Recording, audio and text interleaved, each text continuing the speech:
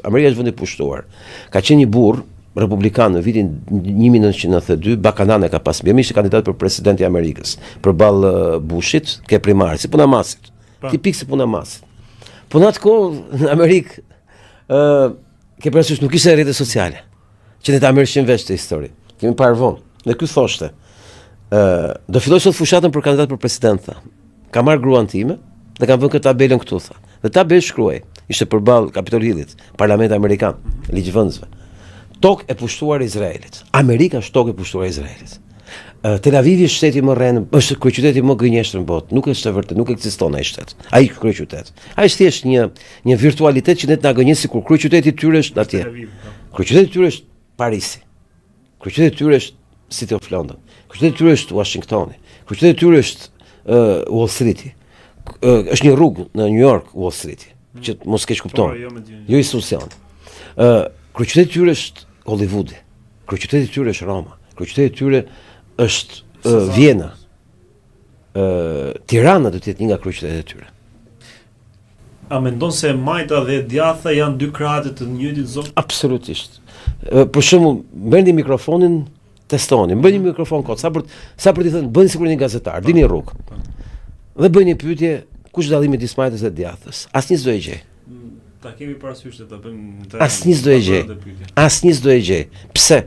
Sepse të gjithë janë të mashtruar nga çufot. E vërtetë atë Majtës me Djathën. Dallimi i Majtës? Jo, unë e di dallimin. Po s'ka lidhje me atë që din njerëzit.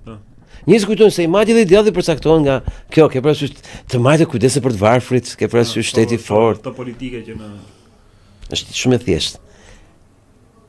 Historia është shumë e gjatë, e shekuj, e shpërndarën gjithë gjeografinë e botës, dhe Majta dhe Djatha në thelb janë lufta midis lirisë individuale dhe fuqisë kolektivit.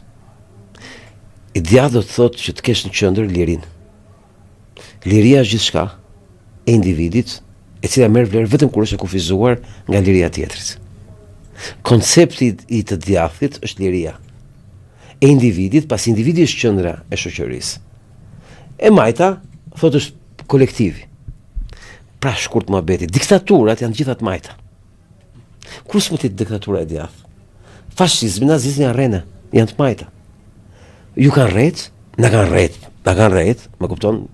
Thjesht mu desh mu kohë përpara që ta kuptoja, para 20 vjetësh, këtë gjë që ishim të mashtruar, dhe e Majta dhe e Djatha që shohim në televizor është ajo e tyre. Kanë këtu Sorosin, këtu Bibin. Bibi merret me të Djathtët, Sorosi merret me të Majtët. Dhe ne jemi të gjithë budallet që ata na tallin me nderën dhe na rrotullojnë kështu, na bëjnë sush lëmsh. S'ka si lidhje Djatha dhe e Majta e tyre me Djatha dhe Majtën e vërtetë. Lufta e vërtetë është midis lirisë individuale dhe kolektivit. Kaq. Këtu fillon gjithë diskutim. Po të kesh mësu këto, është pemë pastaj. E Djatha, pemë dhe e Majta. Çfarë mëson pastaj?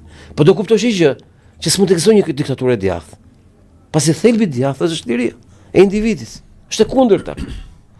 Këtë na kanë fshehur, këtu na kanë mashtruar, dhe kur e kanë bërë këtë gjë ditë? Këto 150 vjet.